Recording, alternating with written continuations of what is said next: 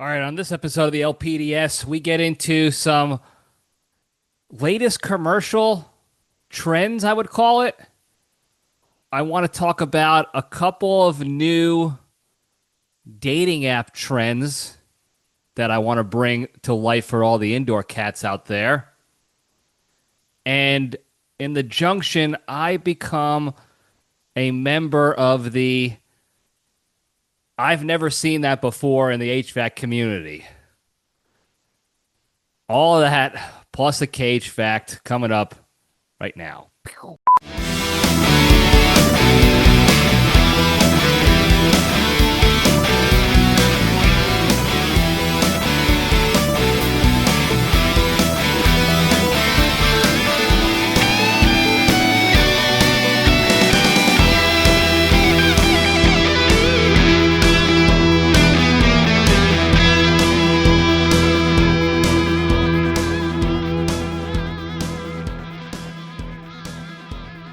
All right, Jabronis, we're back.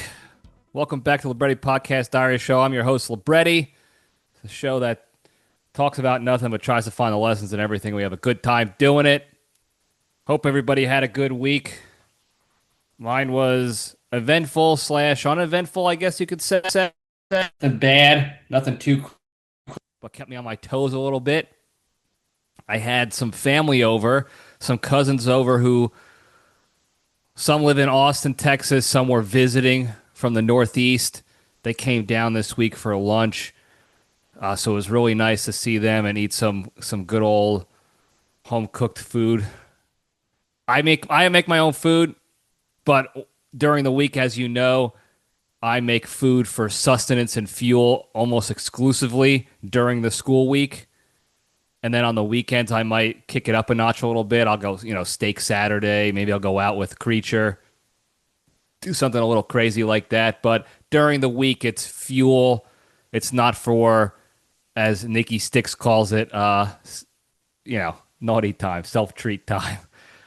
So it was nice to have a nice home-cooked meal with the family for lunch. I wish I took pictures. I always say I take pictures to remember these moments in time, these experiences with your family and friends and stuff like that. I did okay in Italy, taking pictures. I had Mrs. Wet Cat reminding me constantly to take pictures and cherish the memories to send to my family and whatever.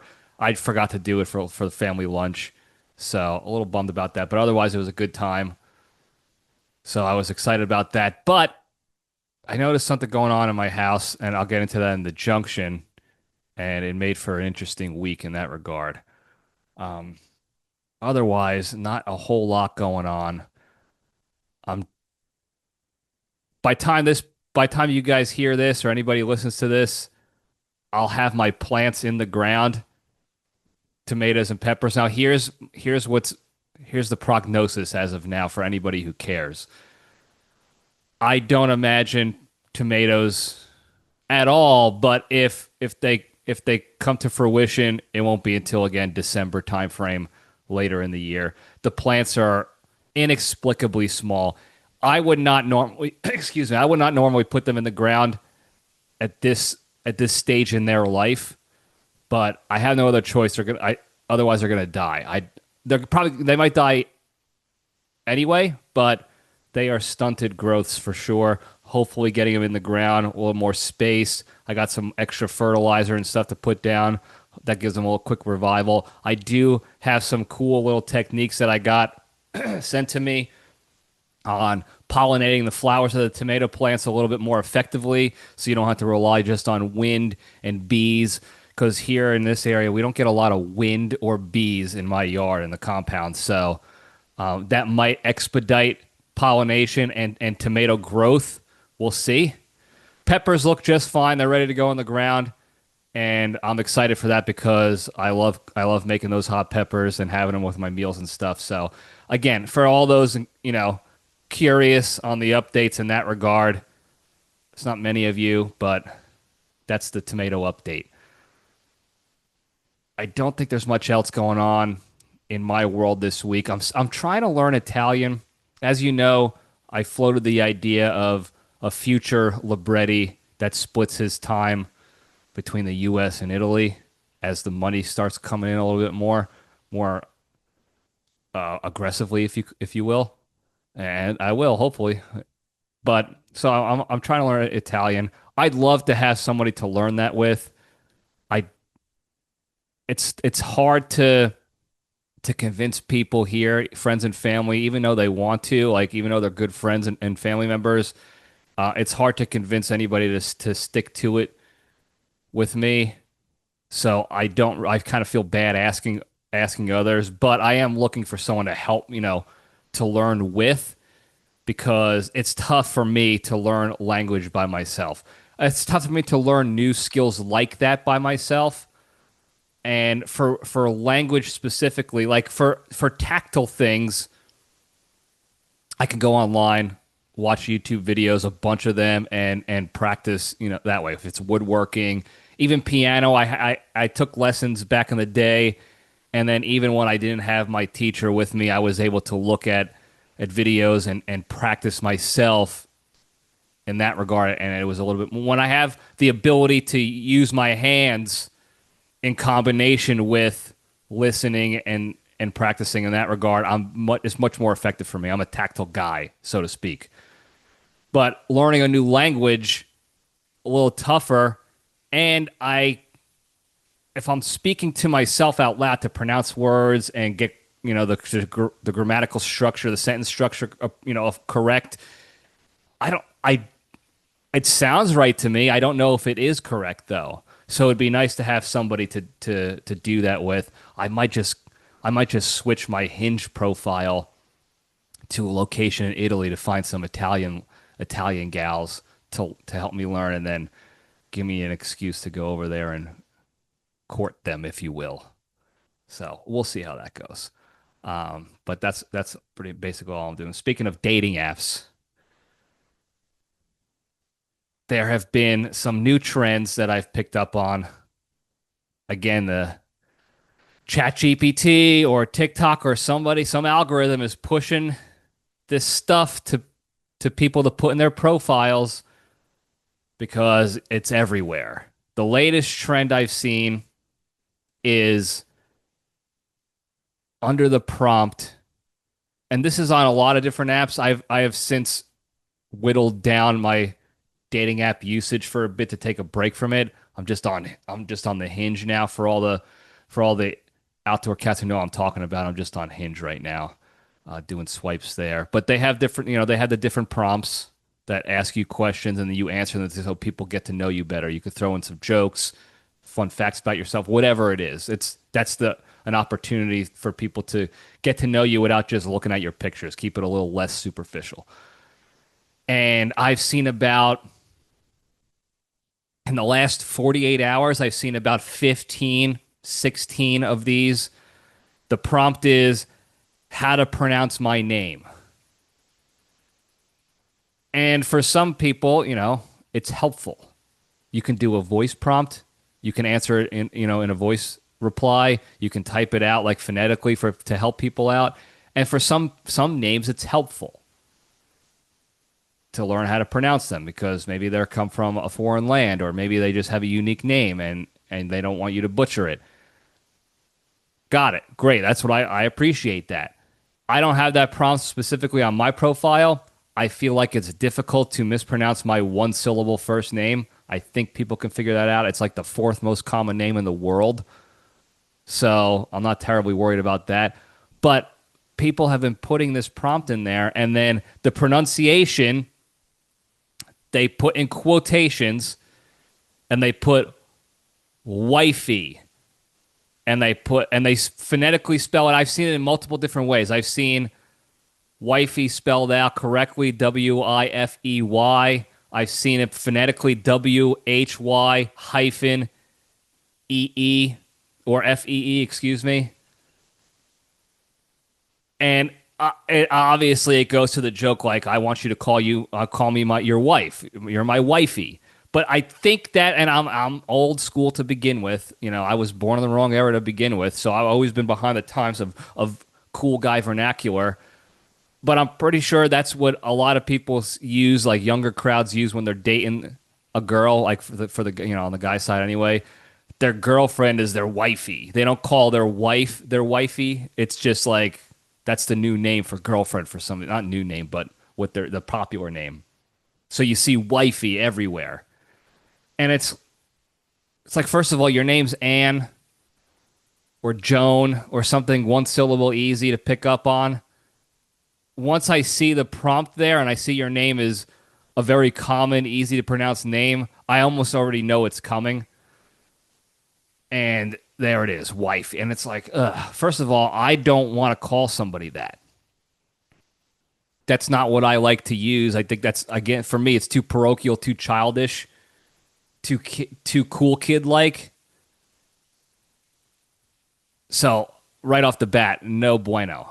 Second of all, all that does is it limits the amount of information I can gather on you, whether you're going to be a good fit. Really, actually, what it does is it alerts me that this is probably not going to work out. Unless they're, like, super bodacious looking, I'm likely not going to swipe right on them because we just clearly don't have a lot in common. If you think I'm going to call you wifey, think again. And there's no judgment against you for that. If that's what you like to be called, that's just not my thing. But it goes back to the point of, like, we had to be original. And once again, I want to reiterate for the masses, because people, if more than 12 people ever watch this, are going to clip this and call me some, sexist, misogynist. This is why you're single. I know why I'm single. This is probably a reason. I know I'm an acquired taste. I know when people read my profile or talk to me out in the wild, I'm an acquired taste. I'm okay with that. I'm not saying that in a derogatory way, a self-deprecating way. I get it. I'm a unique person. I'm a unique individual. Not everybody's going to like that on the women's side, in the dating pool. But I guarantee you look at my profile, even if you think my profile stinks, you won't possibly be able to say every guy says this stuff. I have not one prompt answer, one thing in there that you could say, oh, I've seen this before. This is common. Be original. If nothing else, I'm original. And yeah, that drives a lot of people away for the actual information I put in there. Fine, whatever, cool. That's you're doing me a favor too. You're not wasting each other's time. Got it. I appreciate that. But I'm not doing that. I'm not doing the unoriginal, whatever ChatGPT says. I don't know where these people are getting from this stuff from. That's another reason why I'm out of the loop on vernacular and stuff. They're all in one spot, hanging out, getting these unoriginal prompt replies to answer in their dating profiles. There's some community out there still telling them, hey, put this in there, it'll play. And then you get 15, 16 in a 24-hour, 48-hour period, and you're like, what gives? Who is telling them to do this? It's almost like a sick joke. They're like, how many idiots we can get to make this same exact profile? So, just for all the indoor cats out there thinking like, oh man, sometimes I wish I was single. Don't wish it, because this is what you get. You get unoriginality, copy paste dates. That's it. The other thing I noticed, I've noticed this for a while. It just didn't annoy me until recently, when people put dating with intention. And no shit, dude. Sorry, T, family show. But yeah, no kidding. That's why you're on the apps. You have an intent. It doesn't matter what the intent is. It doesn't matter if you're there for a quick good time, afternoon delight, or you're there for the real deal, or just for, like, the apps do a pretty good job giving you a lot of options to put in your selection of what you're looking for. I am looking for short-term fun. I am looking for long-term, open to short-term. I am looking for short-term, open to long-term. I am looking for marriage. I am looking for a life partner. I am looking for new friends. I am looking for a third, a unicorn, side piece. They have all these options in there. That's the intent. We all know you have intent. You don't have to add at the bottom, I'm dating with intentions. Yeah, I know you just told me at the top what your intention is, long term, short term. You're wasting space where you could be putting information that gets people to know you better. You can add a little joke. Oh, this person's got a sense of humor. You can elaborate a little bit more. When I say long term, I mean long term into marriage, or I mean friends into like whatever. You can elaborate. And this is another problem that I have. It's my problem. It's not for everybody else, but maybe I'm thinking too linearly, too logically. Not that I'm being logical and smart about this, but when I read people's profile, it's data to take in. It's information to gather and analyze and build an assessment off of if this person is somebody I want to make an effort towards.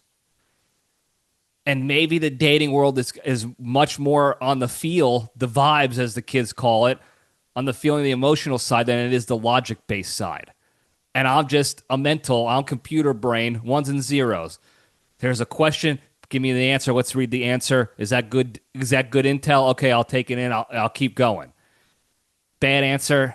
All right, strike one. Like maybe I'm too black and white about it, and that's one of my problems. And like I said, I know why I'm not sitting here thinking like, oh, the girls stink, dating stinks.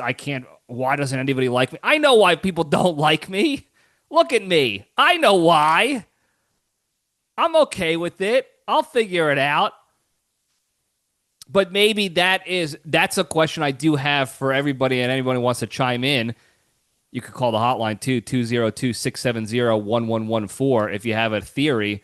But maybe am I thinking about it too info based, too intel gathering based? I'm just doing recon on potential, dates instead of just kind of going with the emotions of it. Does it feel cool? Like, does it feel right to message this person? Does it, should I go more superficial? Does this person look like I want to date? Like, I don't know. But when I see stuff like that, it's that puts out a message of like, I don't get, like, not that you're stupid, but like, I don't get it. I missed the mark there. Like, I put the intent, marriage, and then I had an opportunity to elaborate, and all I said was, in a different form, marriage. I'm dating with intent. Yeah, I know. That's what marriage, like, that's the intent. They're all intents. They're all intentions there. All the selections, all the options they give you, those are your intentions. My intention is to find somebody long term. Got it.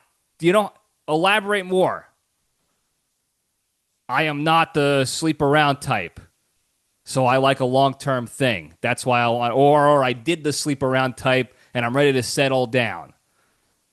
Or I got my heart broken, so I just want short-term fun. That's why I stated my intent, because I'm not in an emotional place for long-term. Got it. Thank you. Thank you for that intel.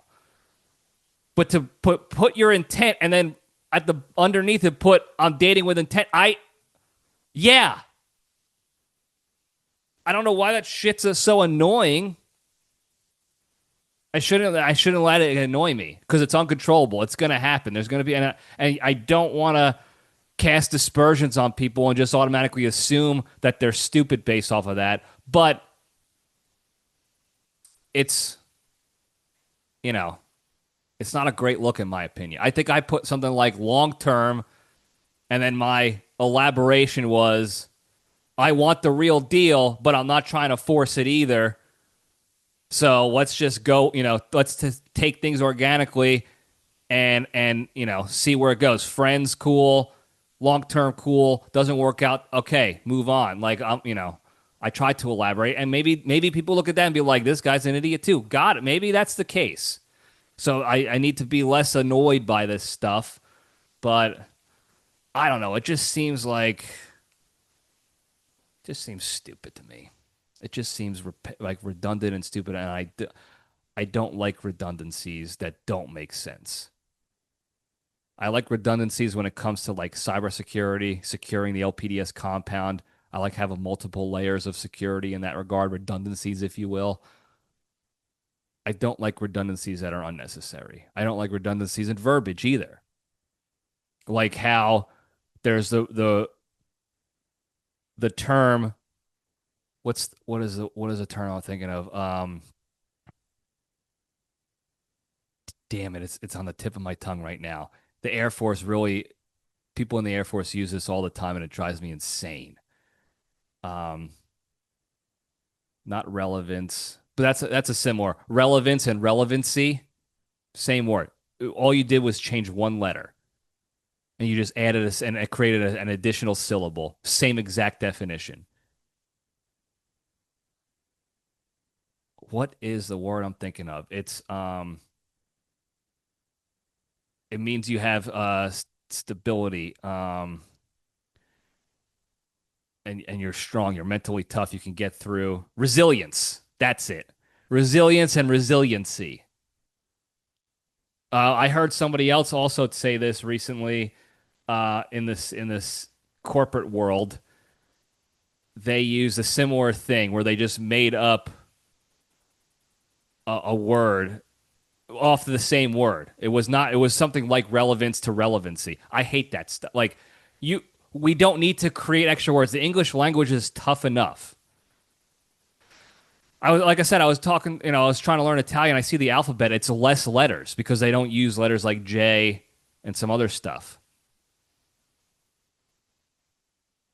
Keep it a much more simple. English, we're creating additional words for the same thing all the time, and it's not slang that turns into words like isn't or did not, or whatever. To didn't, it's not creating that. It's not like ain't that eventually became a word in the dictionary. It's the same. You just changed one letter. It's because you're stupid, and then we catered to the stupid instead of just telling you no, that's wrong. We're just like, we don't want to hurt your feelings, so we'll just create the new word. And the Air Force does it all the time. What resiliency training? We already had the word. We already had resilience. It's like somebody needed a promotion, so they created a new word, or they spelled it wrong and they didn't want to admit it on paperwork, so they're like, no, that's a word, and it's stuck. That's what the intent, dating intent, and saying I'm dating with intent seems like. That's what it comes off to me. It's like, yeah, you're wasting, we're wasting time here. All it's doing is giving me material to bore you guys with, to bore all you indoor cats with on the show here. That's it. Resiliency, idiots. Stupid. Don't waste. Stop creating new words. Stop doing it. Anyway, speaking of not stupidity, but it's actually clever. Um, I had, as you know, I think I bitched about this already. I have Amazon Prime Video, but apparently I didn't pay for the level 2 Prime Video, so there's ads in between shows and movies I watch. I pay. That's another thing I don't get. I already pay for Prime. That was the like I paid for it so I don't have to watch commercials. But then they're like, we still want your money, so we're gonna add a second level where it's really no commercials. Okay, whatever. I'm not paying that extra $4 a month. But I'm getting commercials. Long story longer, I'm getting commercials and ads and stuff. And I've noticed a lot of the ads are doing doing what I would probably expect them to do, doing what I would do probably. And the most recent trend in the ad space, if you will, is they're using the term the word tariff in some way, shape, or form as a buzzword in their commercial. Oh, we're offering pre-tariff prices on this vehicle if you order this month or this week. We're offering non-tariff prices. Now, at first it annoyed me. It was like, God, these guys are so sleazy. You're just picking up on every little buzzword, that's going on in the current month right now, and it's bullshit. But on the other hand, I started thinking like, well, why? Like, Why wouldn't they do that? Unfortunately, it plays to the gullibility and the lack of like independent thinking and critical analysis of people these days. And I hate to say that, but there's too many of us that just will buy into that crap. It's the same thing with the gay in the commercials and the companies doing gay pride logos and stuff like that. And we've talked about this a lot in the past. But like I don't care. Like if you, I'm not gonna choose a company or not choose a company based on their logo for the Gay Pride Month. But they know a lot of people will. That's why a lot of companies were putting it out, especially not so much this year, but previous the last 4 years. But prior, you know how big it was. There was all these jokes and memes on the internets joking about it, where they're like, May 31st, it's this logo. June 1st, it's all rainbows and assholes and stuff like that. Super pro gay, got it, cool. And then July 1st, it's back to, you know, and they're making jokes about it. And it's, these companies don't care either way. At the heart of it, they don't care either way. I'm not saying they're anti-gay or whatever. They just don't care. Like, at the end of the day, they only care about dollars and cents. So when they put the logo up, it's not because they care. It's because they know enough people will see that and be like, oh, I'm going to shop at this company now. And it'll boost their numbies for the month. Because people are kind of dumb like that. And it's the same with the tariff stuff now. Oh, we know if we offer pre-tariff pricing, people will think it means we're charging you less money, and they'll come to us, and they also know that we care and we're affected by it. And most companies are just price gouging almost. This is their excuse to charge a little bit more, and they can either blame tariffs or they offer you what they were normally going to offer you for their product. And they're just going to say, oh, it's pre-tariff pricing. Don't worry, you're getting a deal. Pre-tariffs. And because they know us idiots are gonna fall for it. So this is more of like a message to the world, a little, a recommendation. Don't fall for the buzzwords. Okay? Continue to do your research. If a car company is saying, oh, we're offering pre-tariff pricing on all these, Chevys or Toyotas or whatever, just do you can look online at the historical pricing models that they have over the past year. And you can get and I did this for the one vehicle that was doing this commercial that I saw. I did it. And guess what? The price is the same. Pre-tariff, post-tariff, the price increases that they've had over the years have remained the same. The tariffs are not affecting them.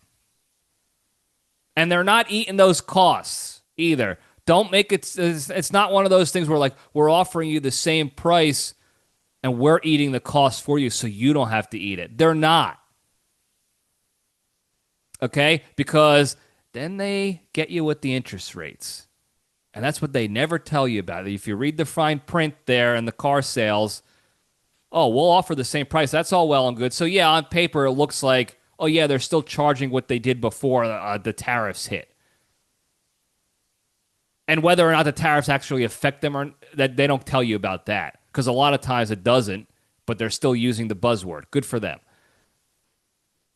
But then in the fine print, it shows you, like, here's the first month's APR interest rate. And then underneath that, where you can't even read the words, it's all blurry and tiny. It's like after that, we're getting ours. That's when we're going to get ours. So yeah, we might on the front end we might be looking like we're paying the extra tariffs on the house for you guys, but you will be paying it come month 2 of your car payment when your payment goes from $500 a month to $750 a month, and you don't know why. That's because you sign right here where first month was 4% interest and the second month was 25% interest. Sorry, you signed a 3-year lease. I don't know what you want me to do. Pre-tariffs. Pre-tariff price. Look, and I like I said, in the beginning I was like, this is sleazy move, but how many people have to buy into that crap before before you side with the big company? Where it's like, yeah, I don't fault them anymore. I would do it if I was a company that big and I cared that much about bottom line only. Yeah, I would do it too. So what this serve as a sort of again, a message to the masses out there. If you see buzzwords like pre-tariff or whatever's going on in the world today, tariffs are big right now. Before the economy crashes, like post recession, like any buzzwords like that when it comes to finances or pandemics or gay pride month stuff, whatever it is, just know that they don't care. They don't care about that. They just want your money. They want you to care so that you pay them. That's it. So do with that information what you will. Probably won't change a lot of people's minds.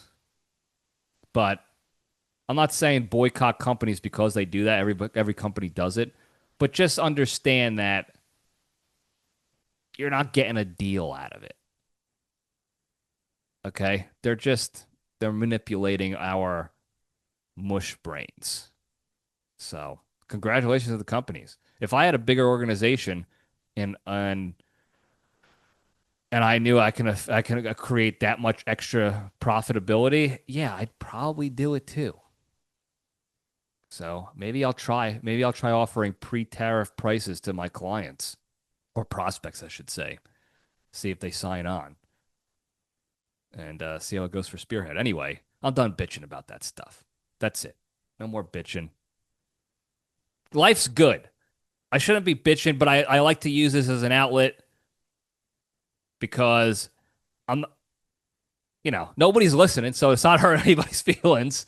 And I get to let it out, and now it doesn't affect my life anymore. I could go about my day. It's like my therapy, and nobody's really getting hurt because if you don't like what I have to say, you can fast forward it like union boss Dom Delapino does, or you can just not listen like 99.99% of the rest of the country does.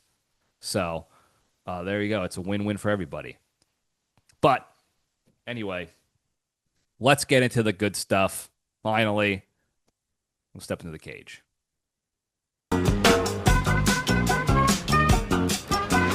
Okay, let's run. All right. Today's Into the Cage segment is proudly sponsored by Slumber Rumble's bedtime fart noise machine. Are you in need of the perfect sound to help you get to sleep, but the standard white noise machines and apps just don't cut it? Then get yourself the Slumber Rumbles machine or app today. Slumber Rumbles commissioned 29 of the nation's top flatulators to feed them various cuisines and record their rectal responses to soothe even the lightest sleeper to a deep, calming night's rest. Now, you can enjoy the sounds of all different kinds of farts, from the fat cheek flapper fart to the skinny cheek hole cheek fart that is so quiet you'd think it was someone lightly blowing in your ear. So to finally get the good night's sleep you've been dying for, visit www.goodnightgassers.com, and if you use the promo code SHART, you'll get 29 custom requested sounds of your choosing.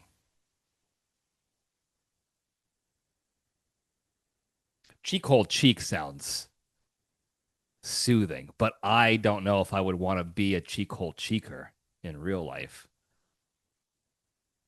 I don't know. My dumper's too big to cheek hole cheek on a fart, and it's just, I don't think I've ever experienced that before. But yeah, if you want something better than the white noise or the raindrops or anything like that, give it a whirl. Give it a whirl. I use this app. I only use it because it's free and I've been using it for like, I don't know, 7 years now. It's something ridiculous how long I've been using this app to track my sleep and stuff. It's called the Sleep app. They have stuff you can pay for on the app, but I use the free stuff, and that's probably I'm getting what I paid for because I like I like sounds of the rain, but like thick raindrop sounds, like on leaves. And I have yet to find an app or a machine that provides that. Most of them just provide like standard rain shower, which I don't like the sound of. I like thick ASMR style raindrops on leaves or on a car roof or something. I don't know why. I still, to this day, we've talked about this a lot in the past. I don't get how ASMR works. I forgot what it even stands for, but there are certain things that it just works for me. The sound effects in Call of Duty, reloading your gun, you walking on the gravel, they have that dialed in. Over the years, their games have sucked because they keep pumping them out. Have all these different contracts with different gaming companies to make sure that they get a new Call of Duty every year, and the games usually end up sucking because of it. And when you get one good zombies game every 5 years or so, but man, their sound effects and their visual effects are good. I can't dog on them for that. But the crunching on the gravel and the loading of the weapons and the walking with the weapons clanking, that does it for me. And I can't. And this sleep app has an okay ASMR raindrops, but it's not good enough. It's a heavy like I think it's called like heavy raindrop wind combination. I don't want the wind. Some people like the wind. Some people like the ocean. Some people like the white noise. That's steady. Now I like thick raindrops, no wind. And it doesn't, I can't find it yet. And I don't feel like paying for it. So if the Slumber Rumbles has anything that sounds like raindrops, you know, add it to the app and maybe I'll buy it. But all right, we're getting off topic. Cage fact. This is a fun little thing. I wish they did, here in Texas, but last month basically, yeah, it is last month, old May, I guess 2 months ago, technically. They released the Surfer movie, Nic Cage's movie, The Surfer. They had a debut in England, the UK, and apparently at one of the theaters, they ran a Nic Cage lookalike contest. So everybody came to the contest who thought they looked like Nic Cage and dressed up as him, at different characters. I think the guy who won was dressed as Nic Cage from Raising Arizona. And then there was every other style Cage. Cameron Poe from Con Air, Face Off Nic Cage, The Rock Nic Cage, Raising Arizona, obviously. Like all different styles of Cage. And in the article I was reading, they posted this picture of a couple of the cages. And here's what I'll say. I'll pop the picture up now so you can look at it. If you're watching on YouTube, you'll see it now. I'll extend it out so you can see it for a little bit while I explain it. I'll pop it up again so people can see it. Spotify, you can also see it. If you're listening on Apple or you're just listening on Spotify, I recommend you go back to this point and take a look at this photo that they posted. I understand that this was just a fun competition and it was more of an excuse to cosplay as Nic Cage than anything else, but tell me how little these guys look like Nic Cage. Now, I know they're having fun. That's fine. And there's only one winner who actually did look like Nic Cage. Got it. But I hope these guys were dressing up as Nic Cage just as saying, like, this is an excuse to dress like the great one and we're going to go have a good time. Then I'm here for it. I truly hope that these fellas did not think that they were going to win a lookalike competition. One guy had a full. He was supposed to be Cameron Poe from Con Air. So Nic Cage, long hair, guinea tee, wife beater, pretty decent physique. There's one guy, as you can see in the photo, big belly, Bowser belly, and he had a full lumberjack beard. Obviously, you're not going to shave it for the competition. Got it. It seems like, based off of his smile, he was just there for the good time. But he could have picked one of the several Cage characters that had a beard. Instead, he opted with one of the only ones where he didn't have a beard. So I thought that was funny. The guy on the right, this is the one I want to bring the attention to, because I did not know that the LPDS public enemy number one, Corey Davids, was going to show up to this competition. He flew all the way to the UK to show up for this competition. Look at him right here in the photo on YouTube and Spotify video. That's him dressed as the surfer Nic Cage. I guess he used some of his penguin suit from Batman Returns, his little wetsuit that the penguin wore in the movie. I think he just wore that, and then he just grabbed the surfboard. But I wish I knew Corey. I haven't seen Corey Davids in so long. Any excuse to see Dangerous Davids, I want to take. And I did not know he was in the UK in May for this competition. I wish I knew he liked Nic Cage more, because we would have had something else to talk about in college and in life. But I had to post this picture to show everybody that the public enemy number one is out there. He's still alive and kicking. Oswald Cobblepot, Corey Davis is out there, baby. And he's dressing like Nic Cage. So anyway, not really a Cage fact, more of a Cage update and some fun stuff. So there you go. You're welcome, I guess. All right, we go over to the junction. I'll spin the logo up. I had family over, as you know, this week. But prior to that, and it was really actually when I got back from Italy, I started noticing it. And I didn't put two and two together till, not that it was too late, but till, quite some time later. Two things I noticed right off the bat. One, my air conditioner sounded a lot quieter when it was running. I got the new AC last year, not even a whole year ago. And the thing runs a little louder because it's more powerful. So the intake inside the house, you can hear it whooshing in a little bit more aggressively. I'm fine with it because it's been great. It's been a great AC, HVAC system thus far. Well, it was a little quieter. And again, I didn't pick up on it and think something was amiss until several days after the fact, but the house was muggier. I was like, what the heck is this? At first, I thought it's getting hotter. We had a couple of really hot days, and I was like, it's getting hotter, so the house has to regulate. The AC's got to figure this out. And it was only several days after the fact that I realized, this is actually not the case, because I have a new AC unit, and it's never been like this before. I go to look at the humidity in my house. On the thermostat, it shows you the humidity level, and it was a 92% humidity inside the house. It was still cool.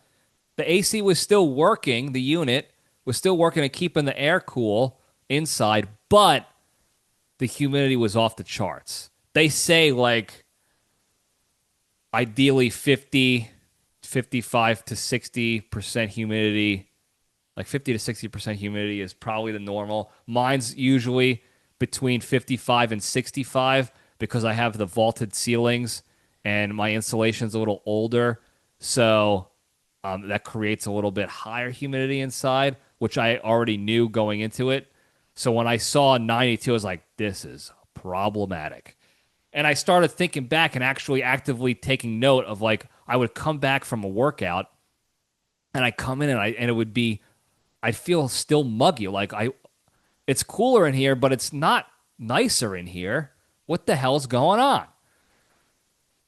And I thought it was my filter. I was like, oh, maybe I didn't change a filter and it's really hurting. I looked up on the internet, so what could it be? And a lot of places said filter. Check the filter, you numbskull. Or maybe the coil is frozen and this and that. And I was like, it's not the coil. It's not certainly not frozen because it is hot outside.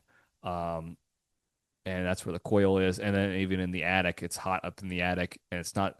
And I'm not running the temperature, at 40 degrees where it's going to freeze the unit. We've dealt with that in the past, when back in the day, with a frozen AC unit, and then that causes problems. This is not the case.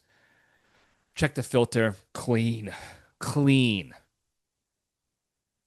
almost too clean, and that popped the other alarm. Like, why is I put this in? We're coming on around the time frame I changed my filter out, because it gets dirty pretty quickly with the dog hair getting sucked in. So I change that pretty frequently. And this was way too clean for the amount of time it's been in my house. So I was like, all right, we got to figure this out. What the hell's going on? Let me call a guy. So I called the AC company that installed the unit because I have a warranty and I didn't feel like paying for a guy. I picked this company because they were able to get, when I broke my AC, they were able to get here the quickest. And while they're more expensive because they're a bigger company, they offered a bigger warranty. I got a bit of a veteran discount. So I paid slightly above what I could have gotten from a one-off guy. But it includes this pretty robust warranty. So I was like, that I'll go, whatever. They came same day I called. Guy comes in and he's like, where's the rest of the unit? I was like, in the attic. He checks the intake inside the house, and he's like, is this your only intake? Yeah. Okay. He's like, that's weird. He's like, it's not really sucking a lot of air in, but I don't know. I don't know. There's no issues looking at it from here. So I wonder what the problem is. I was like, okay, I'm not crazy. I also saw little to no issues here. So let's move on. He goes up to the attic, and the unit is right as soon as you get up the stairs. That's where the whole mechanism lives, because my attic is not great, and there's not a lot of places to put things. So basically, right by the stairs is where you can store stuff and put AC units and furnaces and what have yous. As soon as he gets up there, he goes, "Oh shit!" I was like, "Come on, man! Don't oh shit me on a brand new unit." I was like, "What's going on, fella?" Winston, his name was Winston. Good dude, jacked, real smart, real nice guy. I hope he ends up running his own HVAC company one of these days, because he should not be working for somebody. He was super smart, very sociable, knew how to dumb down language for the layperson to understand what's going on with HVAC stuff. So I hope he goes out on his own, takes his skill set, and builds his own business out of it. Anyway, Winston gets up there, he goes, "Ah, shit." I was like, "Winston, don't do this to me, dude. I just got this unit." He's like, "Come up here. I want to show you something." I was like, all right, here we go. So we're crammed up there in this one spot that you can actually stand together in the attic. And he's like, "Your intake plume, or your plume intake. I don't know what order the words go, but it's the intake chimney. So the air gets sucked in, through the vent in your house where you put the filter, and it goes up this plume, this intake plume, it looks like a chimney pipe, into the unit to be cooled." Now, my basic understanding of air conditioning is the intake is inside the house because it's cleaner air than outside where there's pollutants and stuff, and it's already cooled air. So it's a lot less strenuous on the unit to intake cleaner, cooler air to keep it cool, to maintain your temperature settings. Well, the intake plume up in the attic fell off. The attachment where it connects to the mechanism, the rest of the unit, off on the ground inside the insulation. So the air conditioning was just taking in air straight from the hot attic, also taking in the insulation with it, because I don't have, most of the attic is not the standard insulation like the rollout that you put on the walls or on the ground, like the long pads of fiberglass with, the how you doings. It was the spray in. Like it looks like a foam party up there. And it's not a great job either. Whoever did it did not do a great job up there with the insulation. So they just kind of sprayed and prayed it, and it's all loose. It's not fiberglass, so it's not going to cut you or whatever. But you don't want it blowing out of your AC vents. Also, the attic is significantly hotter than the outside of the house, or certainly the inside. So we're talking like it's 110 degrees up there. Humid Houston air. Humid Houston air. And it's more humid in there because it's getting in, air from the outside, and it's sitting in there. All the humid rain air from Houston. It's always high humidity here because it's closer to the water, to the ocean. And it's just getting sucked into my AC. Straight shot, 110, 115 degree air, humid, dirty, dirty, stinking air, attic air, coming in and blowing right into my lungs. You can't see it here, but the AC vent in the office here, I have it aimed directly at me, so I can feel when the AC is on, I feel the air pumping right at my schnoz. I do that by design because I sit here all day for work. So I want, and the computers and stuff and the tech run warmer in this office, and me and Randy are in here, so the room itself is warmer. So I got the fan on and I got the AC directly on me. So for God knows how long that thing has been on the ground, falling apart, I've been sucking in this air.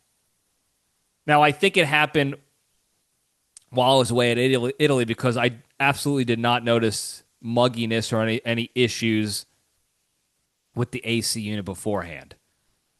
It sounded the same.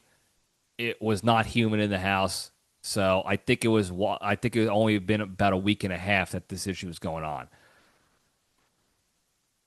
But old Winston's sitting up there. He's like, I can't do this. We have to call the install team to do this. I can't do this myself. He's like, I've never seen this before. I've been doing HVAC for a long time. He wasn't a kid. He was a grown-ass man. He's like, I've been doing HVAC. I had never seen this. I was like, Winston, nobody wants to hear that. You don't come into somebody's house and say, this is the first time I've seen this issue. Nobody wants to deal with an issue like that. So you got to help me out here, Winston. What's the damage? Like, how much am I paying now to get replumed? And he's like, well, could be a lot of money, fella. I don't know because we never had to deal with this before. They're a big company. If I told you the name, anybody who lives in Houston will know the company I'm talking about. They got trucks all over the place. Well, thankfully, the warranty covered it. But I said, hey, Winston, listen, I'm not mad because it's going to be free. The repair is going to be free because of the warranty. I already paid the warranty price, so whatever. We're good. But I got to know. This thing is 9 months old. How does this happen? And he was trying to, you could tell he didn't want to badmouth his install guys in his own company, but he's like, well, it is awfully hot in here, and it could have just the heat and the humidity of Houston plus the attic, it's hotter and more humid. It just could have melted the adhesive and caused this to happen. And then he tried to do a little upsell. He's like, if you got an attic fan in here, it would lower the temperature down significantly and definitely help not make sure this doesn't happen again. I was like, listen, Winston, I appreciate the hustle, but we're not doing that. I don't really need an attic fan. I certainly don't need the $1,400 attic fan that you were trying to peddle to me. So, and he laughed. He's like, hey, look, I got it. It's part of my job. I got to do it. I was like, I got it. I've dealt with sales before in the past. I understand you got to do what you got to do, but let's be straight here. I had an old piece of shit unit that was 10 years old in the same attic with heat waves that were the first year I moved in here, the first summer, 2023, summer 23, there was, 3 straight months where every day was over 95 degrees. There was a string of 100 plus days, 100 plus degree days. And that's when I had the shitty old AC unit. And the plume chimney did not fall apart. It did not fall to pieces then. And that thing was a piece of garbage. So just blink twice if maybe there was some laziness or half-assery going on with the install of this brand new machine that's only 9 months old going on in a summer season that's not nearly as hot as that season was 2 years ago. He's like, I said, you don't have to say anything out loud in case you're being recorded, but let's be honest here. It's not the heat and humidity that did this. It's the half-assery. And the only reason I don't care and I'm not mad and I have a smile on my face is because this is getting repaired for $0 extra dollars. I'm not paying anything out of pocket for this. So I don't give a shit. But I do like to get to the truth. I do like to get to the bottom of this stuff because now I'm armed with this information later on. In case something like this happens in the future, I like to be armed with information and knowledge and history as often as possible in case you got to go to war. And for whatever reason, trouble always seems to find the LPDS community when it comes to going to war. Professional, legally speaking war. Not real war. Not real combat. Just in case anybody wants to clip me on that. Trouble always seems to find the LPDS. And I'm not sitting here complaining like I'm the guy that always has those situations where it's 1 in a million. I've never seen this before kind of thing. I'm not. This was the first time in a long time from recent memory that I've had to deal with that. And it does make for good story time here in the junction. And it got fixed quickly. It's already fixed. I called, Thursday? They were here Thursday afternoon. They fixed it set by Saturday morning. It was fixed. I didn't even have to turn my AC off during that time frame. I just had to deal with the humidity in an extra 24 hours. So, at the end of the day, no problem. That's why I wasn't mad. And I'm not mad at all. Like I said, I laughed it off. I'm grateful for the warranty that put me in a quick state of gratitude because I didn't want to have to get angry about something so first world. Another AC issue. But it is a little funny that we just, not even a year ago, you guys had to listen to me bitch about my busted AC unit and having to get that replaced and the whole do-to-do with all that stuff.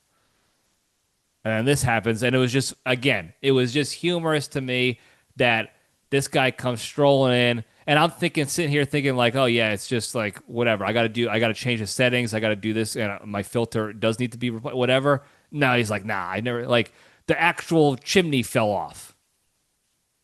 The what?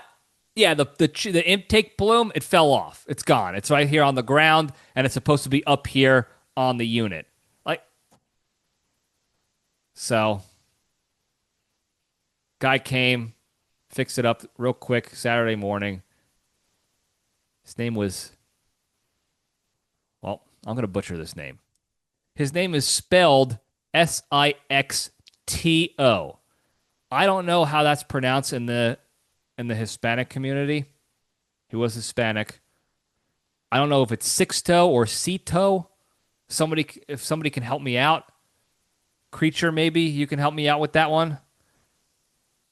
But Sixto came in and got it taken care of. I'm talking maybe 30 minutes. They were up there, and they got militant with it. I checked. They also put something else underneath, like a brace, so in case the bolt fastened, now they actually bolt fastened it in there. They didn't just use sealant and be lazy. They used bolt fasteners, sealant, flex seal, electric tape, whatever, and then they put a brace underneath, a platform underneath, so even if that stuff all melted away, in the very low likelihood that happens again, the device itself will not fall again.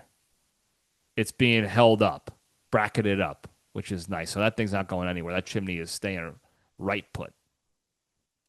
That's not really a saying, but you know what I meant. So there you go. That's my week, folks.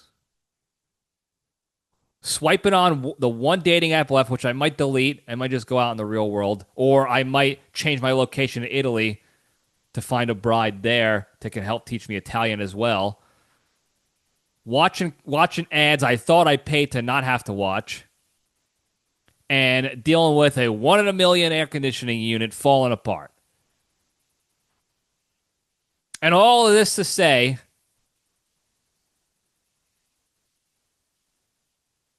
we're still alive, folks. We're still happy. Things are going great. Things are still moving forward. Life is good. And maybe that's the lesson in it all. You can have your little we were all going to have our moments of bitching at stuff, crying at being annoyed, being frustrated. Look, 15 years ago, Libretti would have been bitching about this and debilitated by all these things for the next 3 months. It would have been the excuse to hold me back from making any sort of forward progress in life. I would have complained to my parents about it. My family would have had to hear about it. My brother and sister would have had to hear about it. I would have been making jokes and beating the dead horse on these stupid jokes to my friends all the time. Oh, well, at least your AC didn't break. At least your AC didn't fall apart. Oh, do you have a chimney that fell apart? Well, mine did. 15 years ago, Sargi would have been doing that. Any excuse to be like the martyr and to have all the drama on me and the attention on me. I would have absolutely been the guy who said, only me this happens to, bro. Only me. I don't know why I sound like Corey Davis there, but maybe I do know why. But that would have been me for sure. But not so much anymore. It's just not it's uncontrollable. There's nothing I did to drop that chimney down, to break that chimney. It broke, and me bitching about it and fighting about it and getting mad at old Winston was not going to fix the problem any faster, A, and it's also not going to reverse time to where it never happened to begin with. The problem happened. Now we just got to solve it and move forward amicably and learn, grow, and improve. So with that, as we're talking about learning, growing, and improving, very quickly, the big three. The 3 pillars of staying strong and being a better, happier, kinder, healthier, less stressed, more genuine human being, and being able to spread that positivity and goodness to all those around you throughout the land. Number 1, exercise every day. Physical exercise is an absolute stress reliever. Okay? If you're mad about something, if your AC chimney falls apart and you're all angry and up in arms, go work out. Get a physical workout in. Go for a run. Do something difficult physically. you'll feel much better. You won't even care nearly as much after the fact. But you should be focusing and doing exercise every single day, at least one thing to improve your fitness, health, and wellness physically, mentally, or emotionally. Every day you'll feel better, I promise you. Number 2, the hardest one to do, don't be a shitty person, don't be a negative person, be a kind person. There are a lot of times where on Instagram or on the dating apps where you see something you don't like and you want to respond. I see somebody post, they say, oh, men are shit on their dating app, and I want to, good luck getting a man, you stupid bitch. Like, I'm not going to do that, though. Like, that is an easy way to be negative and shitty to somebody, and it's just like, oh, it's just a profile. It's not a real human being. I'm just responding to a profile. Or you do the same thing on Instagram when someone posts something political you don't like, and you want to respond, oh, I showed them. I got them. I commented. Like, it doesn't do anything good for you, okay? It doesn't actually make you feel good, and if it does, you have an additional problem that you should go seek help for, and I mean that. But it's not a good space to be in mentally or emotionally. It's only going to lead to depression and stress and anxiety and negative stuff. So when the opportunity arises to be negative, take a deep breath, take the LPDS step back, and just remove yourself from that situation altogether. That's going to minimize the negativity and the shit and craziness going on in your world, in the ether around you, in your environment, and it's going to allow you the time, space, capacity to go focus on more positive, productive things like exercising and solutions to problems as opposed to dwelling on the problems. Number 3, the most important one, be genuinely thankful and grateful for all the good you have in your lives. And you can do this very simply by taking time to actively think about at least one good thing in your life and how your life would suffer without that thing, how bad your life would be like without that thing. And that immediately puts you in a state of gratitude. And when you're in that state, it's a lot easier to not be negative. And when you're not being negative and shitty to people on the internet or even in person, now you have the ability to go do something like exercise. And if you do these 3 things a little bit each and every day, I just gave you the blueprint how to do it each and every day, a little bit. Actually, you do it in a reverse order. You start with 3. You start with gratitude. That allows you to it allows it to be easier to not be a shitty person and not be negative, which opens the door for you to go focus on more positive, productive things, exercise. That's it. You do those 3 things a little bit each and every day, every single day. Repetition. Keep it going every day. Follow the big 3, big 3, big 3, big 3. I promise you, eventually, when it's all said and done, you look back on, I've been doing it for 3 years, 5 years, 10 years, whatever, even 6 months from now, I promise you'll be a better, happier, kinder, healthier, less stressed, more genuine human being. You'll be able to spread that positivity and goodness to all those around you throughout the land. Thank you guys again for tuning in. Don't forget to like and subscribe. Tell your friends and enemies. Hit the hotline, 202-670-1114. I love the hotline. If you are so inclined and you're interested in a different version of Libretti, you want to learn about leadership stuff, feel free to go check out the Spearhead Leadership YouTube page and the Libretti Leadership Lab on YouTube, Spotify, and Apple as well. Completely different, subject matter. We talk about leadership topics. It's still, Libretti flavored, but hopefully you get value out of it if that's what you're looking for. If you're looking for a little bit more value in education and some training and development, that's the spot for you. If you're looking for, silly, fun, stupid entertainment, this is the place for you too. So, but if you're so inclined, check it out, Spearhead Leadership, the Libretti Leadership Lab. And then also hit the hotline here, 202, love the hotline, 202-670-1114. Thank you guys again. I love you all. Stay strong.